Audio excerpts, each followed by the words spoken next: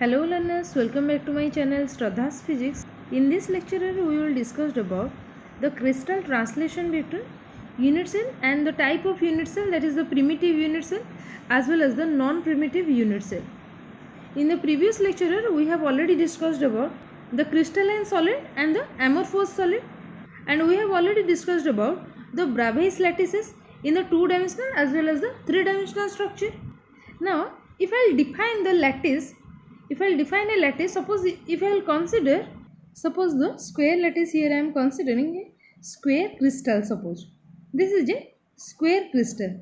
Okay, now suppose if I will consider at the corner of this square crystal, these are the atoms are present at this point.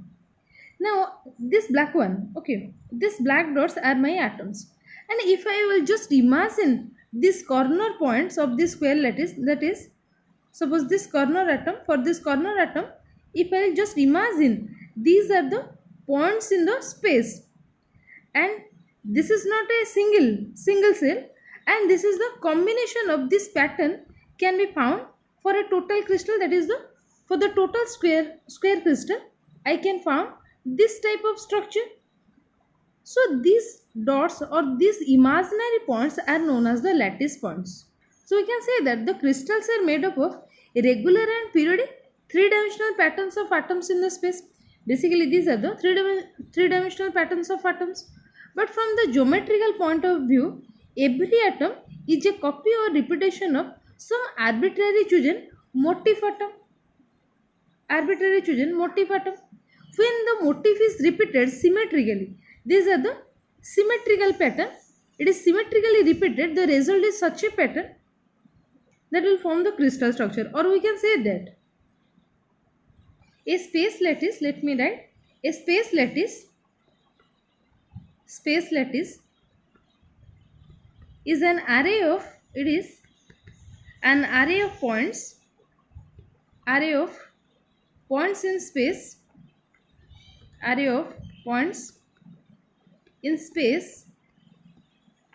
such that the environment about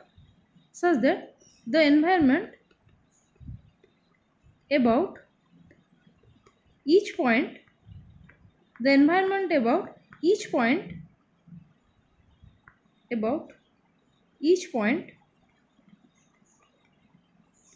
is the same or as an infinite three-dimensional array of points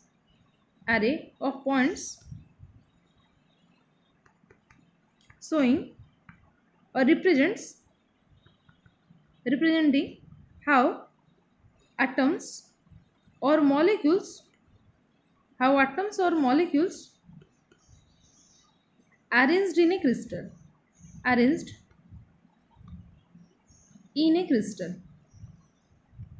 So this is the basic definition of the lattice, that is you can say that the basic arrangement, or you can say the molecules or atoms, the way in which these atoms or molecules are arranged in a crystal, these are called the lattice points. So these are just an imaginary point where the atoms to be attached, or in some books you may find these lattice are also known as the atoms, but in general case these atoms are known as atoms or molecules or ions. These are known as the basis, and these imaginary points, these are known as the lattice points. So here you can say that if each atom in the crystal structure is replaced by a point in this square lattice or in this square crystal, if each atom here at the corner, okay, each atom in the crystal structure is replaced by a point, then we are left with an infinite array of points in the space, and that is called the lattice. When this lattice or this lattice points is combined with the basis is basically atoms or molecules or ions, then when this lattice point is attached with a basis, they will form a crystal structure. So here the bases are nothing but these are the atoms or molecules or ions. Basis may be atoms or molecules or ions, and this lattice are nothing but the imaginary points. When this lattice will when this at sorry this is your imaginary point. When this lattice combine with the basis, then they will form the complete crystal structure. So suppose these are my lattice points. These are the lattice points. When the atom, suppose here these are maybe atoms or molecules, when they are attached with this lattice point, then they will form a complete crystalline structure. This is the general idea of the crystal structure. That is, when this basis attached with a lattice point, then they will form a crystal structure. Now we will come to our topic, that is crystal translation vector. So in order to represent the lattice point in the space, a coordinate system is required. As in the Cartesian coordinate system, if I will draw, this is suppose the x-axis and this one is suppose y-axis, or if I will draw in the three-dimensional, this is suppose z-axis. They are always, this x, y and z-axis, they will always lie perpendicular to each other. But in case of the crystal translation vector, or we can say the crystallographic axis, they are not always mutually perpendicular to each other. It may be the angle between them is suppose alpha, x and y. The angle between x-axis and y-axis is suppose alpha, and between y and z-axis suppose beta, and the angle between z and x-axis is suppose gamma. This alpha, beta, gamma, this angle may vary.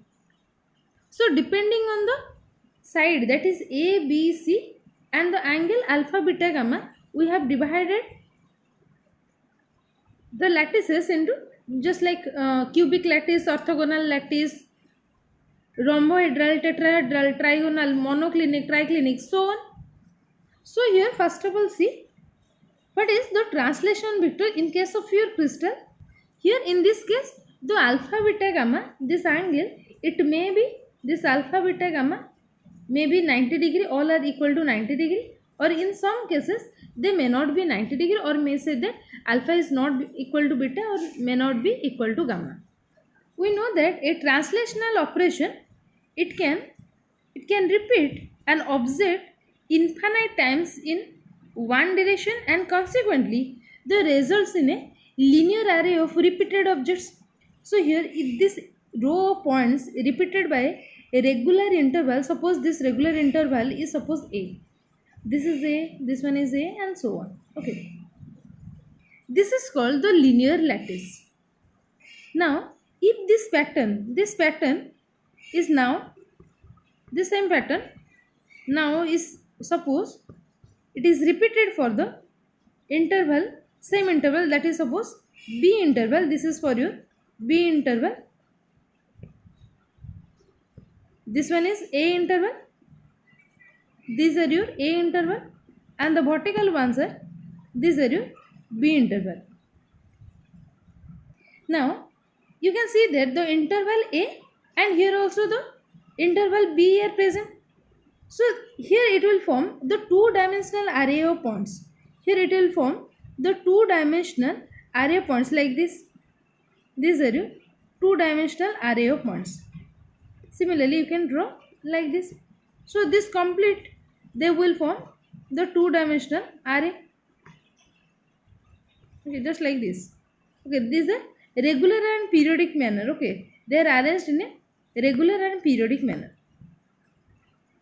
So these lines are, these distances are a, and the vertical distances are your b. So this will form the two-dimensional array of points, and in this case this is your one-dimensional array of points or one-dimensional lattices. Similarly, you can form the three-dimensional. So if I'll draw, so if I'll draw like this is your, just like this. If I'll form the three-dimensional lattices,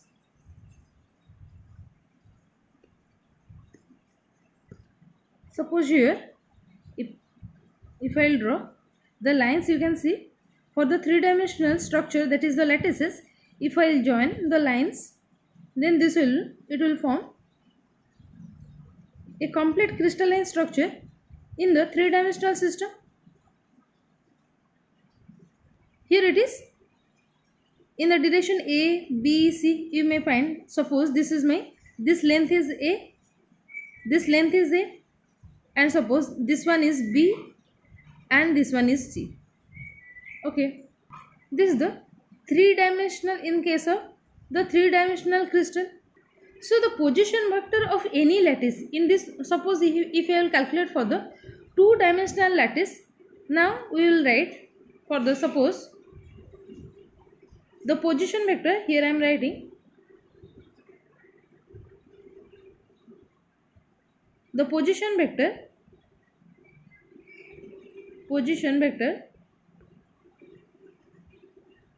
of any lattice, the position vector of any lattice in,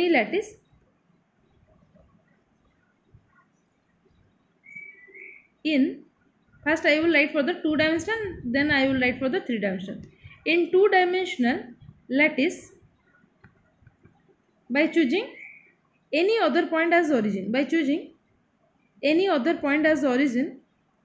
other point as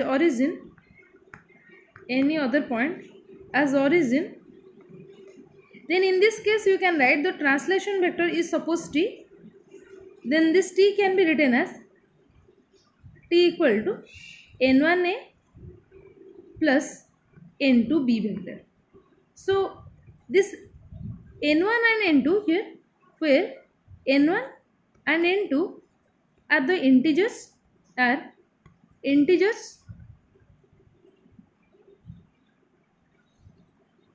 this A vector and B vector, these are called primitives. They are called primitives.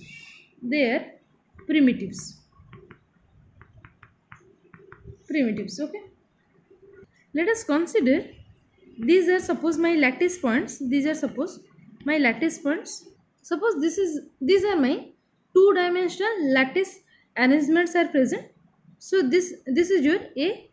These distances are A, and this distance between the two lattice points is suppose B. Now suppose we are calculating the translation vector for this. Okay, this translation vector we are calculating suppose. Now for this translation vector, what I can write? The total distance, this is suppose x-axis, the total distance covered by x, that is A plus A plus A, that is 3A. So this will be 3A vector plus, here for the vertical direction, this is B plus B. So this distance will be 2B. So here the translation vector will be 3A plus 2B. This will be 3A plus 2B vector. This is the translation vector.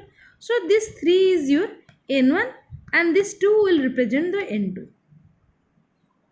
Similarly, for the three-dimensional you can write.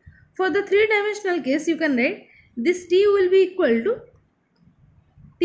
to N1A vector plus N2B vector plus N3C vector, where N1, N2, N3 are the integers and ABC represents the primitive.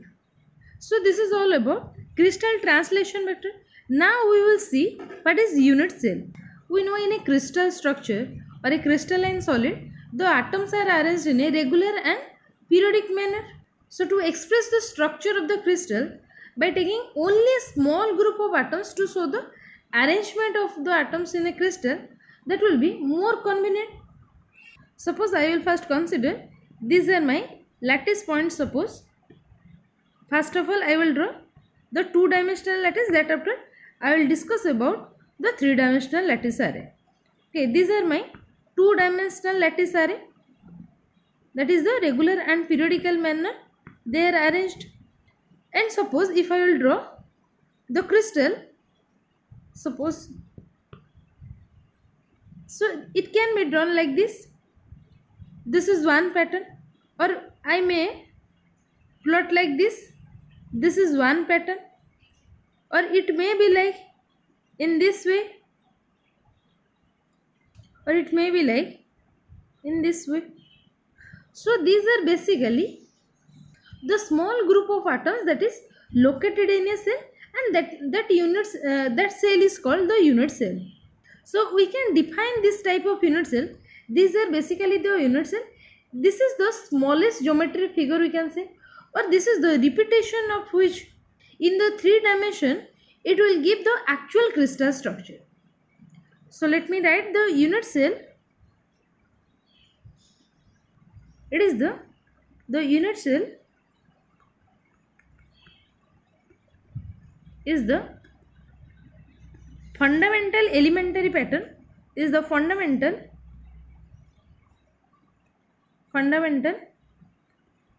elementary pattern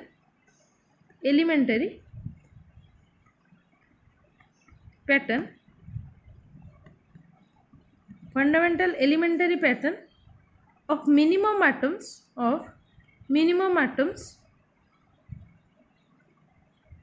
or molecules or group of molecules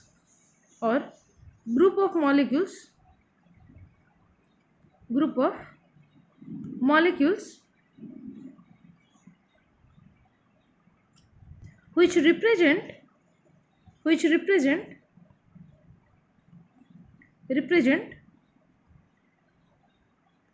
the total characteristic, or we can say that which represent all the characteristics of the crystal, all the characteristics of the crystal. This is the unit cell. So here you can say that the unit cell is the fundamental elementary pattern of the minimum atoms or molecules of the group of molecules which represent all the characteristics of the crystal. So what is the benefit of studying this unit cell? So there will be no need to consider the total crystal structure, that is the huge amount of the large size crystal. Instead of taking the total crystal, we can simply consider a small unit cell which represents the total characteristics of that crystal. This is the benefit of studying the unit cell. Now we will see what are primitive cell and the non-primitive cell. Before going to the primitive and non-primitive cell, I will tell you about the 3-dimensional structure of the crystal and the unit cell in the 3 dimension. Suppose here I will draw a 3-dimensional structure of the crystal.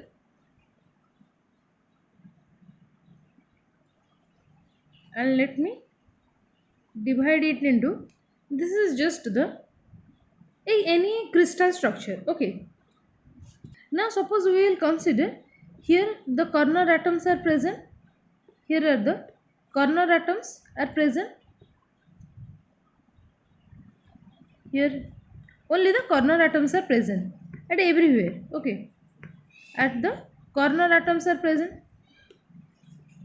Now if I consider the unit cell in this 3-dimensional figure, if I want to represent the unit cell, now you can see that here the unit cell is, suppose this one is my unit cell.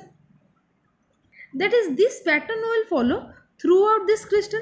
If I consider this as 1, then this pattern, that is this one cell, can be, if I will cut this pattern here, if I will cut a cuboid or this cube here and place this one in this place, then it will be fixed in that place. So you can say that this particular pattern will represent all the characteristics of this total crystal. So this is called the unit cell. So unit cell is nothing but the fundamental, or you can say that the elementary pattern that will represent the total characteristic of the crystal. Now we will see what are primitive cell and what are the non-primitive cell. Now let us see first what are primitive unit cell. Let me show you in this diagram. In this diagram you can see these are the unit cell. So in this unit cell, this first one, this is one first figure, this second figure, this is third, and this is suppose fourth. In this first, second, fourth figure you can see that only the corner atoms are present in this unit cell. Only the corner atoms are present in the figure 1, 2 and 4 only. Only the corner atoms are present. But in case 3, that is this third figure, you can see that the corner atoms as well as an atom is present inside the cell. So this is known as your non-primitive cell, and other 3 are known as the primitive cell. Or we can say that this 1, 2 and 4, this will represent the unit cell as well as the primitive unit cell. We can say that this is primitive lattice cell or primitive unit cell. So when the unit cell contains the corner atoms only, when the unit cell contains the corner atoms only, then this is called the primitive unit cell. When the unit cell contains the corner atoms as well as an atom inside that cell, then that is called the non-primitive unit cell. Now let us write what is primitive unit cell. It is defined as, it is the unit cell, it is an unit cell which contains lattice points,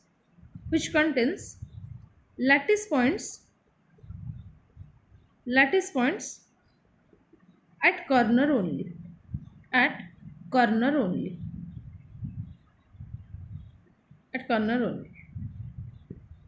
or you can define it as, or it is a simple cell,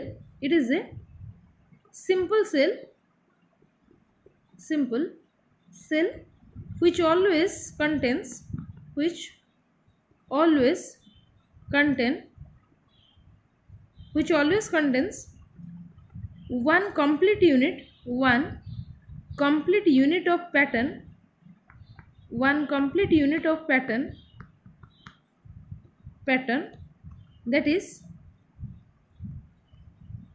that is an atom or molecule or an ion. So this is called the primitive unit cell. As we know, the unit cell, it defines the total characteristic of the crystal. This primitive unit cell also, this is also the unit cell. It also defines, or we can say that it represents the total characteristic of the crystal. But here we will choose the unit cell when the corner atoms only present, when the unit cell contains the corner atoms only. In that case, this is called the primitive type of unit cell. Now we will discuss about the non-primitive unit cell. I can write it as an unit cell which contains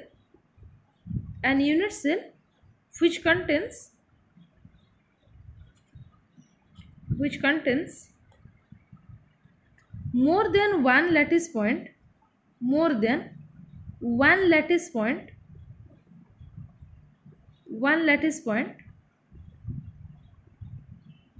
is called non-primitive unit cell or multiple cell. Non-primitive unit cell or multiple cell. So this is the basic difference between the primitive unit cell and the non-primitive cell. So this is all about your unit cell and the types of unit cell, and also here we have discussed about the crystal translation vector. If you have any doubt at any point, can ask me in the comment section. This is all for today. Thank you.